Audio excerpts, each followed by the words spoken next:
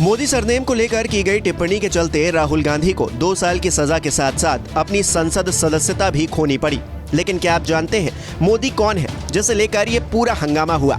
क्या आप जानते हैं कि ये उपनाम गुजरात में कितने लोग इस्तेमाल करते हैं, कहाँ रहते हैं, इनका धर्म क्या है? अगर नहीं तो हम आपको बताते हैं।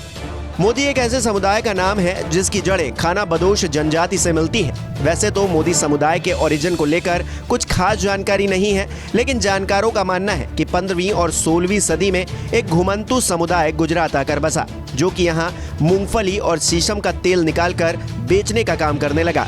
इन्हें ही राज्य के अलग अलग हिस्सों में तेली, घांची या घांचा कहा गया। कहा यह भी जाता है कि गुजरात के मोढेरा इलाके में एक माधेश्वरी देवी का मंदिर है। ऐसे में माधेश्वरी माता के अनुयायियों को ही मोद घांची कहा जाने लगा। जानकार मानते हैं कि मोद कोई जाति नहीं है, ये समुदाय के उन लोगों के बारे में बताती है जो माधेश्वरी को मानते हैं। माना जाता है कि यही मोद घांची बाद में मोदी सरनेम लगाने लगे। यह खास बात यह भी है कि गुजरात में इस समुदाय के लोग हिंदू और मुस्लिम दोनों धर्मों से आते हैं, लेकिन ज्यादातर तेली जाति के लोग ही मोदी सरनेम लगाते हैं। हालांकि कुछ पारसी और पोरबंदर के मछुआरे, लोहाना व्यापारी कम्युनिटी के लोग भी इसका इस्तेमाल करते हैं। कुल मिलाकर देखें तो मोदी सरनेम खास तौर पर 2 समुदाय के लोग ही इस्तेमाल करते हैं, पहला तेली और दूसरा बनिया। अब सवाल यह है कि क्या मोदी सरनेम वाले सभी लोग ओबीसी होते हैं? तो इसका जवाब है नहीं। तेलिया घांची समुदाय को ओबीसी का दर्जा दिया गया, लेकिन बनिया मोदी समुदाय की आर्थिक स्थिति अच्छी होने की वजह से उन्हें सामाजिक प्रतिष्ठा मिली और वो जनरल कैटेगरी में आ गए।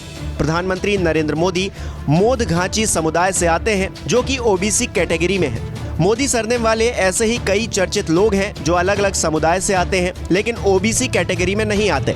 जैसे भगौड़ा कारोबारी नीरव मोदी गुजरात के जामनगर इलाके से है।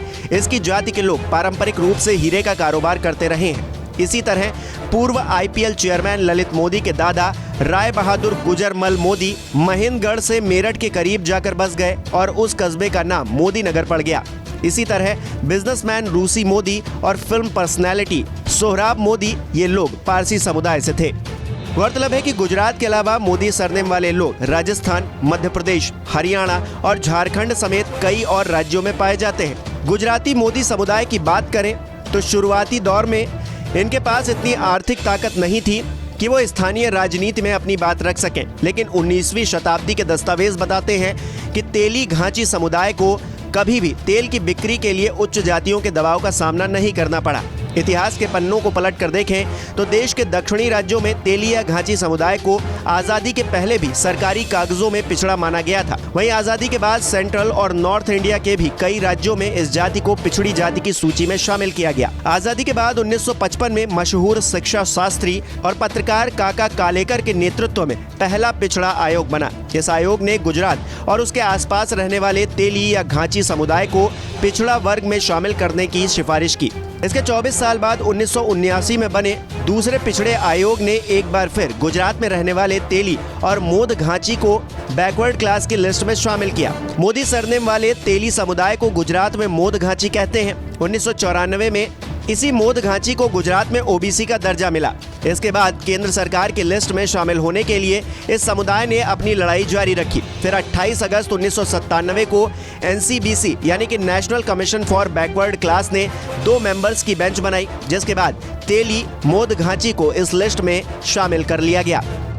हालांकि यहाँ सवाल उठाने वाले लोग कहते हैं कि मोदी सरनेम वाली जाति को सोशल एंड एजुकेशनल तौर पर पिछड़े वर्ग यानी कि SEDBC में शामिल नहीं किया गया, लेकिन बाद में गुजरात के मुख्यमंत्री बनने के बाद नरेंद्र मोदी ने इन्हें पिछड़े वर्ग में शामिल कर लिया। 2014 में कांग्रेस ने जब यह मुद्दा उठाया तो गुजरात सरकार के प्रवक्ता नितिन पटेल ने कहा कि गुजरात सरकार के समाज कल्याण विभाग ने 25 जुलाई 1994 को एक नोटिफिकेशन जारी किया था, जिसमें 36 जातियों को ओबीसी कैटेगरी में शामिल किया गया, जिसमें मोद घांची जाति का भी जिक्र था। हालांकि घांची समुदाय की बाकी उपजातियां जो इस लिस्ट में बाहर थीं, उसे 2002 में गुजरात सरकार ने शामिल किया था।